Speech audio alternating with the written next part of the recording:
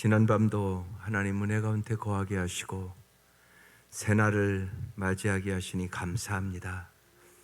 이 아침도 주께서 우리의 눈을 열어 주의 법의 기함을 보게 하여 주시고 날마다 주께서 주신 생명의 말씀대로 살아감으로 저희들의 삶이 시냇가에 심은 나무처럼 시절을 쫓아 열매를 맺는 삶이 되게 하옵소서.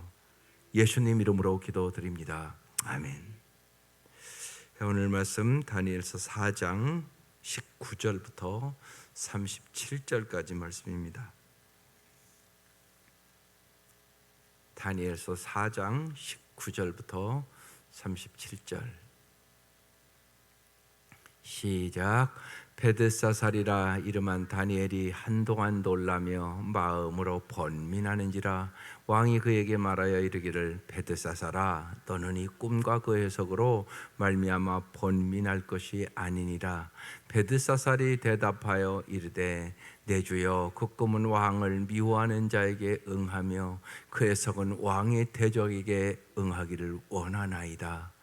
왕께서 보신 그 나무가 자라서 견고하여 지고 그 높이는 하늘에 닿았으니 땅끝에서도 보이겠고 그 잎사귀는 아름답고 그 열매는 많아서 만민의 먹을 것이 될 만하고 들짐승은 그 아래서 살며 공중에 나는 새는 그 가지에 깃들었나이다. 왕이여 이 나무는 곧 왕이시라.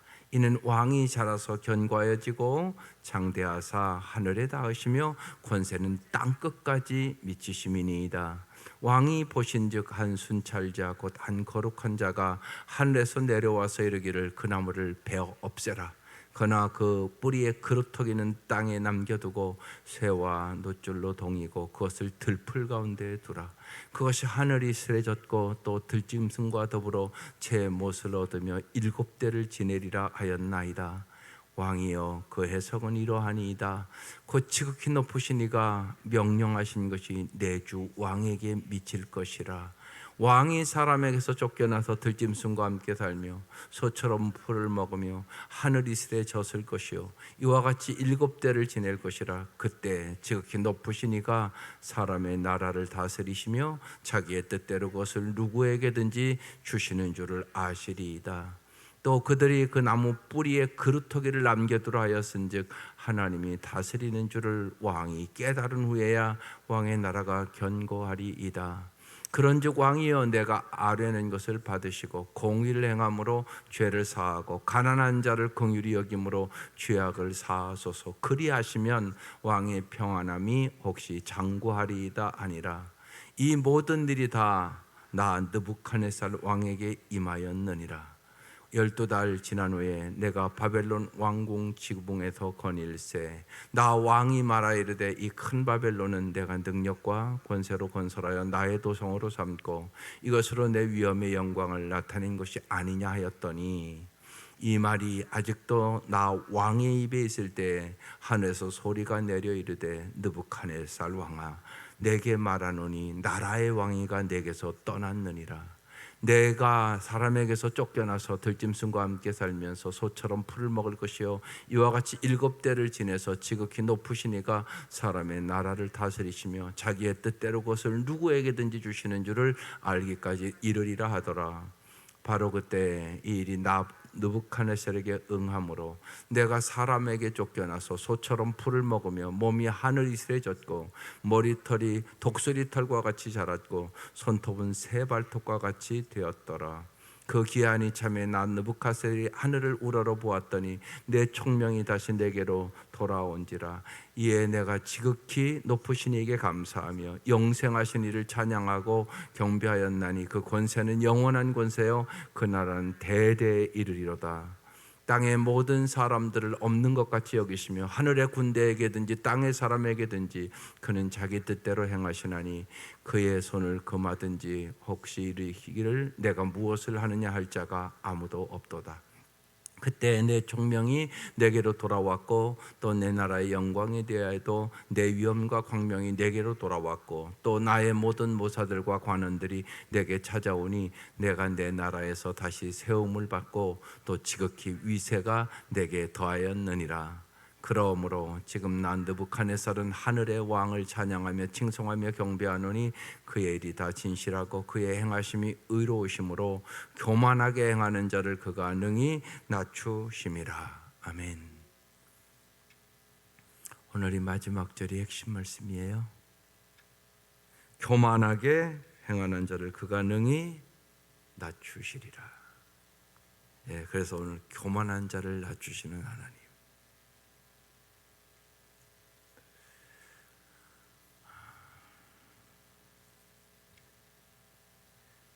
여러분, 교만이 뭐라고 생각하세요?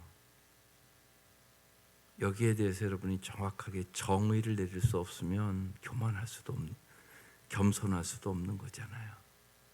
그런데 성경은 언제나 교만한 자는 하루아침에 오늘이 왕처럼, 아무리 절대 권대거든요. 오늘날로 얘기하면 미국 대통령과 같은 지위예요. 그런데 하루아침에 끝날 수가 있는 인생이에요. 그래서 교만이 무서워야 돼요. 그래서 오늘 교만한 자를 낮추신 하나님, 잘 말씀을 깨달으셔야 합니다. 오늘 어제 말씀에 이어서 베드사살이 이제 다니엘이 이름한 다니엘이 한동안 놀라며 마음을 번민했어요. 이제 하나님의 꿈을 다 가르쳐 줬는데 마음에 번민했어요. 왜 번민해요? 왕이 이제 다니엘에게 말합니다. 베드사살아, 다니엘아, 너는 이 꿈과 그 해석으로 말미암아 번민할 것이 아니니라. 왕에게 이 얘기를 해주기가 너무나 힘든 거예요. 왜냐하면요, 망한다는 얘기니까. 이건 아주 그 인생이 비참해지는 걸 봤단 말이에요. 그러니까 베드사살이 내 주여, 그 꿈은 왕을 미워하는 자에게 응하며 그 해석은 왕의 대정하게 응하기를 원하나이다. 이렇게 대답을 했어요.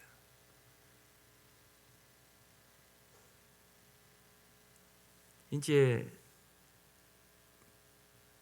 왕이 자꾸만 얘기를 하니까 이제 얘기를 안 할 수가 없어서 얘기를 하는 겁니다. 큰 나무가 자라서 견고해지고 높이는 하늘에 닿고 땅 끝까지 보이겠고, 아주 풍성하다는 얘기를 하는 것이에요. 근데 이제 22절에 쭉 넘어가 보면 그 잎사귀는 왕이여, 이 나무는 왕인데 왕이 자라서 견고해지고 장대하사 하늘에 닿으며 권사는 땅 끝까지, 정말 이렇게 권세가 강한데 순식간에 23절 이렇게 얘기해요. 왕이 보신즉 한 순찰자 한 거룩한 자가 하늘에서 내려와서 나무를 다 베들하는 것이에요. 그러니까 그 권세가 다 없어진다는 얘기잖아요. 그러나 그 뿌리에 그루터기만 땅에 남겨놓고 새와 놋줄로 동이고 들풀 가운데 두라. 그것이 하늘에 이슬해졌고 또 들짐승과 더불어 제못을 얻으며 7대를 지내리라 하였나이다. 이 꿈을 지금 해석해 주고 있는 것이에요. 24절 이제 여러분 중요한 지금 단어가 나요. 왕이여, 그 해석은 이러하니이다. 곧 지극히 높으신 이가 명령한 것이 내 중앙에게 미칠 것이라.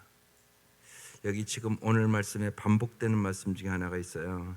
지극히 높으신 이 누구예요? 하나님이 돼요. 그런데 여러분, 정말 여러분의 인생에 하나님은 지극히 높으신 분이십니다, 이 고백이 여러분의 고백이 되어야 돼요. 이게 엄청나게 중요해요. 정말 당신은 하나님이 얼마나 지극히 높으신 분인가를 아십니까? 이걸 알면 예배가 달라지고 드리는 것이 달라지고 우리의 삶이 달라집니다. 하나님을 지극히 높은 줄 몰라요. 지금 이 느부갓네살 왕이 모르는 거거든요. 그래서 교만한다고 얘기하는 거거든요. 하나님을 모르면 교만해질 수밖에 없어요. 우리가 어떻게 교만에서 벗어날 수 있을까요? 주님이 얼마나 어떤 분인가를 아는 만큼 여러분 교만에서 벗어나야. 그렇지 않으면 하나님 앞에 하는 게 사람에게 하는 마음도 못해요. 여러분, 사람에게는 체면 때문에도 하잖아요. 그런데 하나님이 안 보이니까 없는 줄 알아. 그게 아니라고요. 그러니까 정말 하나님이 지극히 높은 분임을 깨닫는 거. 그래서 오늘 반복적으로 얘기해요. 지극히 높으신 이가 명령한 것이 내 중에게 미친다고. 하나님 말씀대로 반드시 이루세요. 그래서 여러분이 말씀의 사람 되셔야 돼요. 말씀 듣고 잊어버렸는데 무슨 그 말씀을 실천하겠어요? 교만해져요. 여러분이 말씀을 듣기만 하면. 잘 보세요. 안 그런가? 말씀 듣기만 하면 교만해져요. 행해야 돼요. 그래야 겸손해져요. 그럼 어떻게 행할 수 있냐? 하나님이 지극히 높으신 하나님. 그래서 오늘 자꾸 외치세요. 마음속에 하나님은 지극히 높으신 분입니다. 하나님은 지극히 높으신 분입니다. 하나님은 지극히 높으신 분입니다. 여러분 마음속에 꽉 새겨야 돼요. 그래 교만해지지 않을 수 있으니까요. 교만은 패망의 선봉이에요. 교만하면 반드시 망해요. 그게 성경의 진리예요. 그래서 오늘 이 느부갓네살 이 왕이 얼마나 하루아침에 내려가나 그 얘기하는 거거든요. 오늘 말씀. 지극히 높으신 이가 명령하신 것이 내 왕에게 미칠 것이라. 25절 이렇게 얘기합니다. 이제 쫙 풀어주는 거예요. 왕이 사람에게서 쫓겨나서 들짐승과 함께 살며 소처럼 풀을 먹으며 하늘이새 젖을 것이에요. 병들어요. 그런데 완전히 이게 오늘날 얘기하면 정신병이죠. 이와 같이 7대를 지낼 것이라. 그때 지극히 높으신 이가 또 나오죠.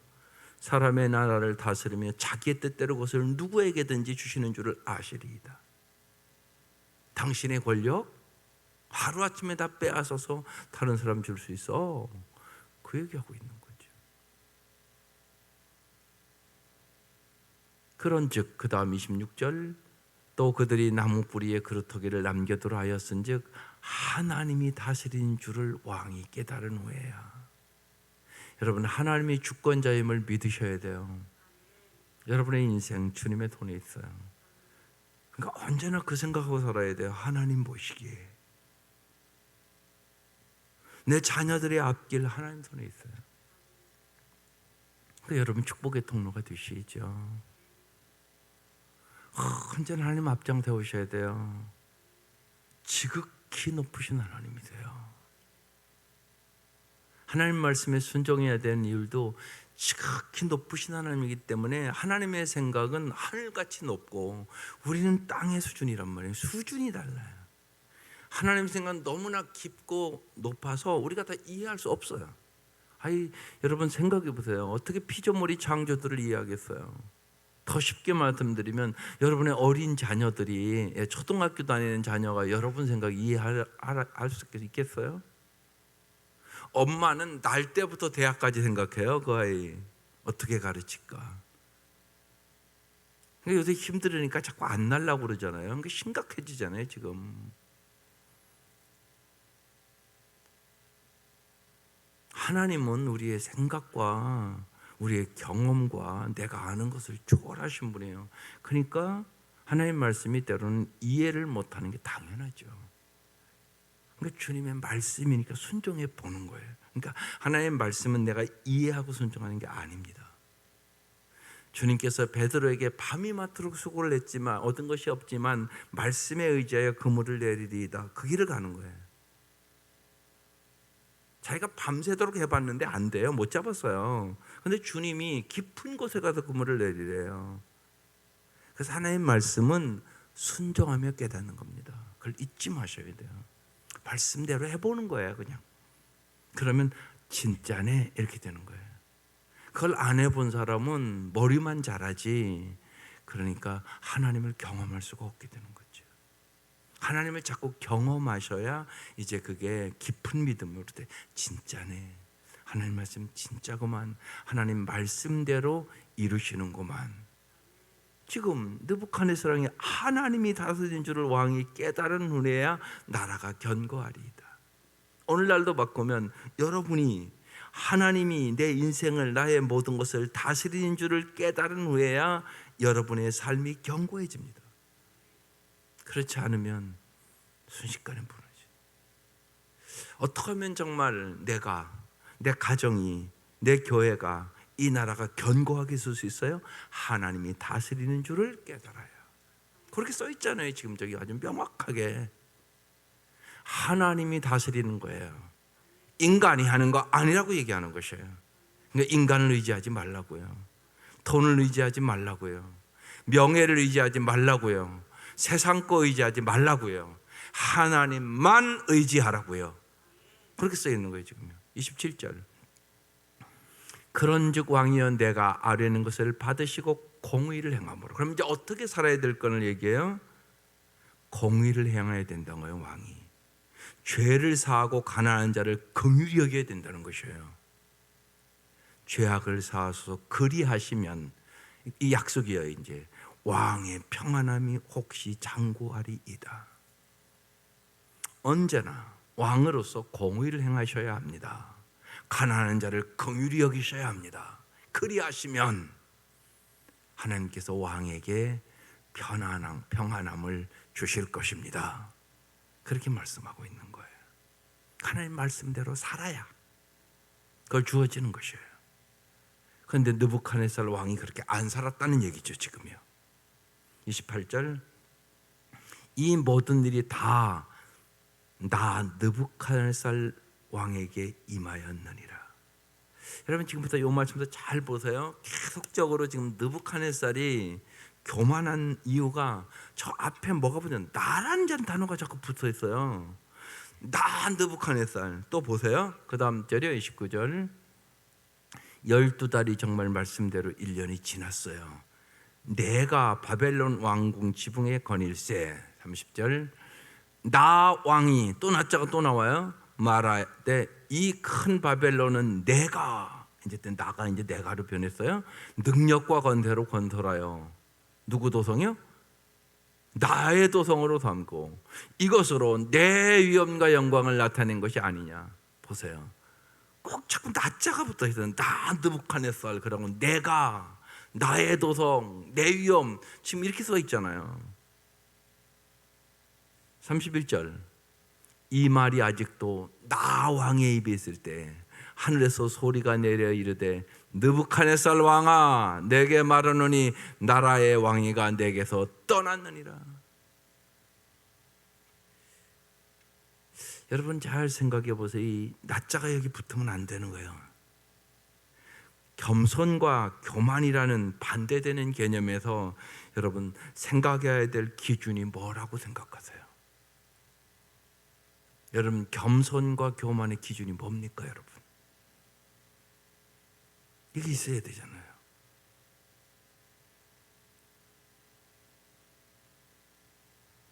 여러분 겸손처럼 들리는 교만도 있고요. 교만처럼 들리지만 실상은 겸손도 있어요. 이거 분별할 줄 아세요? 뭐 그냥 막 인사자면 이런 게 겸손한 게 아니에요. 그런 게 아니에요.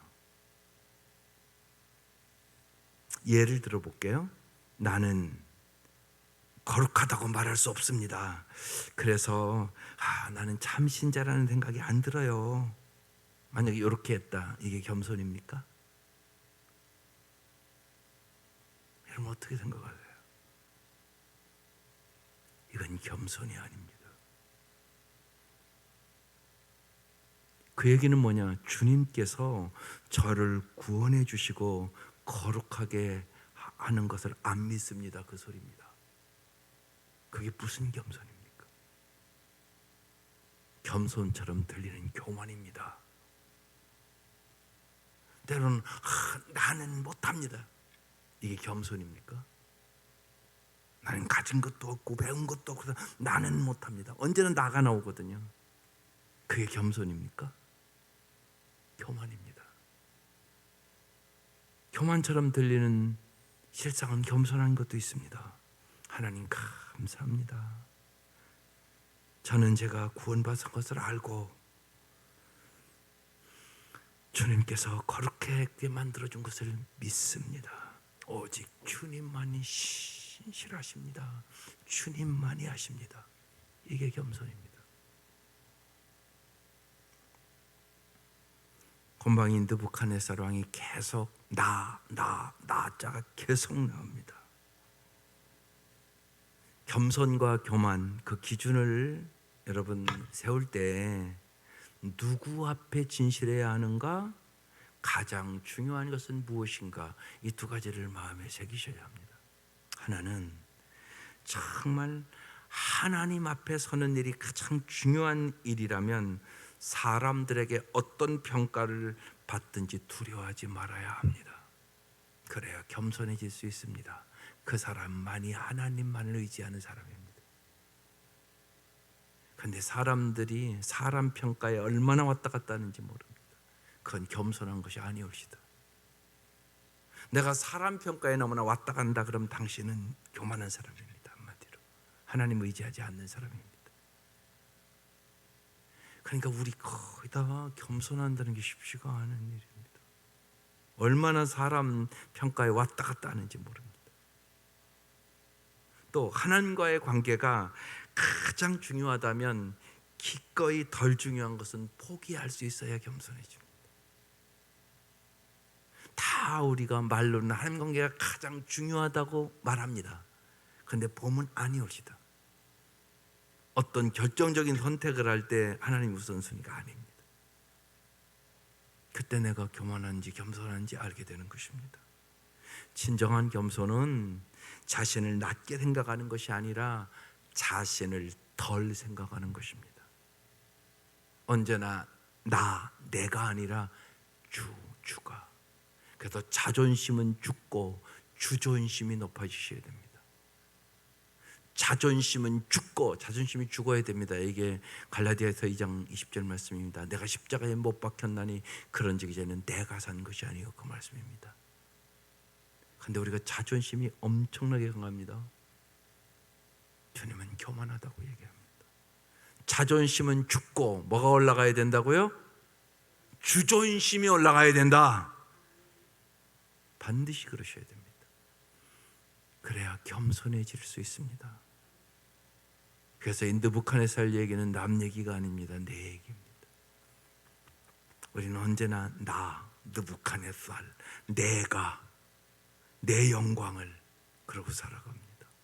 하나님의 은혜가 아니고서는 겸손해질 수 없습니다. 그래서 이제 그 다음 말씀, 내가 사람들에게서 쫓겨나서 들짐승과 함께 살면서 소처럼 풀을 먹을 것이요 이와 같이 7대를 지내서 지극히 높으신 이가 사람의 나사를 다스리시며, 또 나오죠? 어떤 분이요? 지극히 높으신 하나님이십니다. 오늘 이 말씀 깊이 묵상하시라고요. 나는 참 하나님을 지극히 높으신 분임을 진짜 나는 아는가. 이분이 나를 다스려요. 자기 뜻대로 그것을 누구에게든지 주시는 줄을 알기까지 이르리라 하더라. 이걸 알아야 겸손해진다는 얘기죠. 33절, 바로 그때 이 일이 느부갓네살에게 응함으로, 말씀대로 응하죠. 내가 사람에게 쫓겨나서 소처럼 풀을 먹으며 몸이 하늘이슬같이 졌고 머리털이 독수리털과 같이 자랐고 손톱은 새발톱같이 되었다. 미쳤다는 얘기 한마디로 미친 시를 하면서 살았다는 얘기예요. 저게요. 지금 정신병 걸렸어요. 정신병, 정신 이상이 돼버린 거예요. 요새는 이제 정신과가 있으니까 이런 병 다 알지만 저 시대에 저게 무슨 병인지 뭘 알겠어요. 근데 왕이 갑자기 저희를 만난 거예요. 미친 사람처럼 살아가는 것이에요. 저렇게 막 그냥 틀로 나와가지고 소처럼 풀을 막 뜯어먹고요. 예?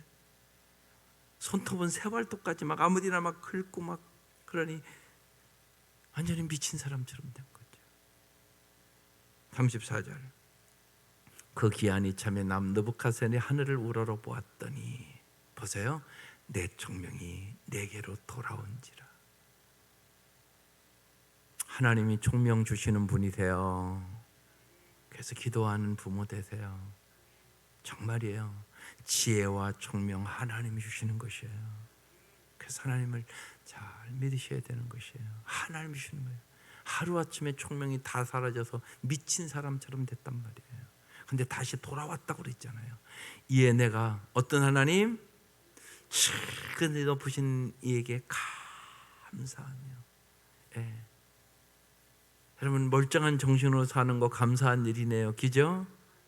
말씀을 들을 수 있는 은혜 감사한 일인 거죠. 깨닫는 거 감사한 일이죠. 예. 정말 그냥 정상적으로 사는 것도 감사한 일이란 말이에요. 지극히 높으신 이에게 감사하며 영생하신 이를 찬양하고, 주님이 우리에게 영생하시는 이니까 영생을 주시는 분이세요. 그리고 찬양하고 경배한다니 그 권세는 영원한 권세예요.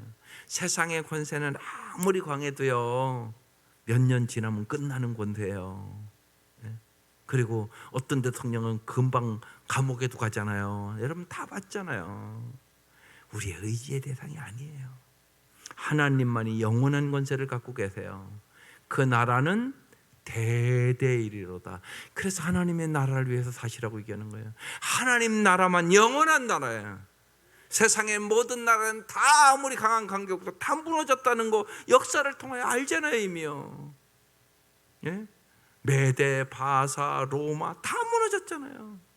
영원한 나라, 그게 하나님의 나라란 말이에요. 그래서 먼저 하나님의 나라와 일을 구하며 살라고 얘기하는 거예요.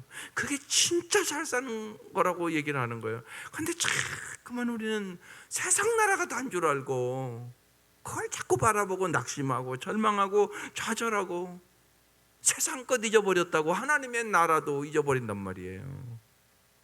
영혼의 눈이 감기면 그런 거예요.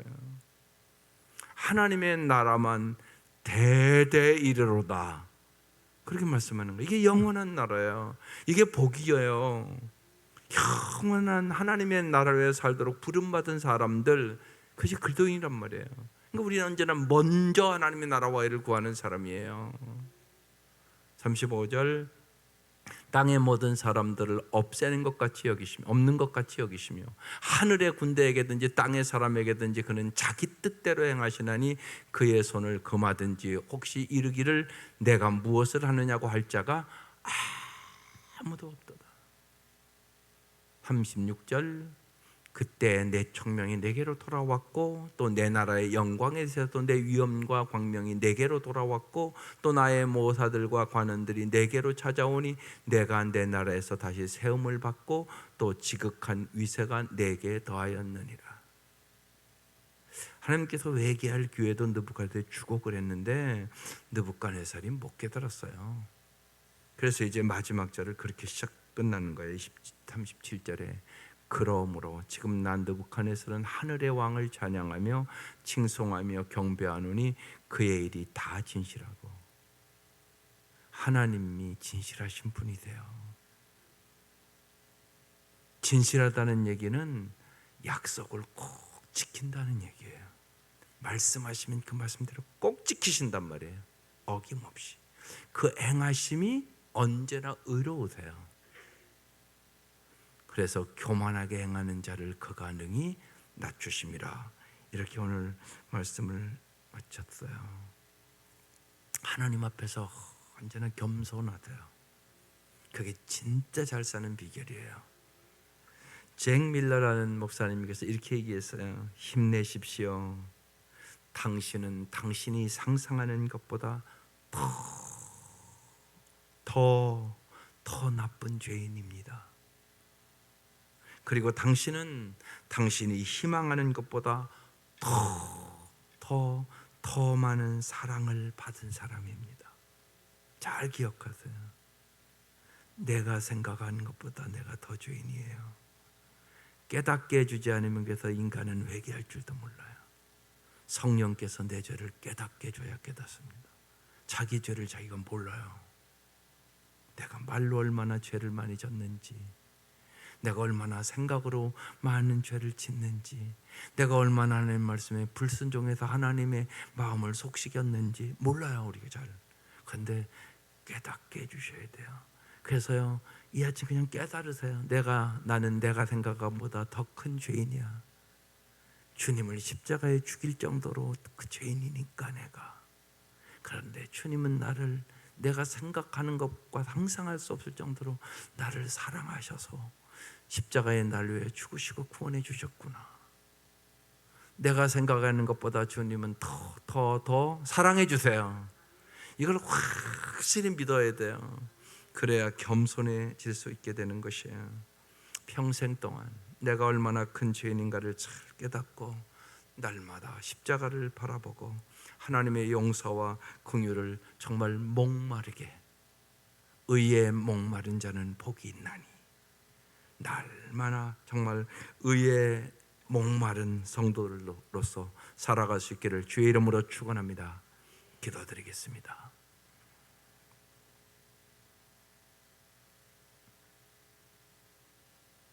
하나님 아버지, 정말로 오늘 이 아침 우리의 마음 깊숙이 하나님이 지극히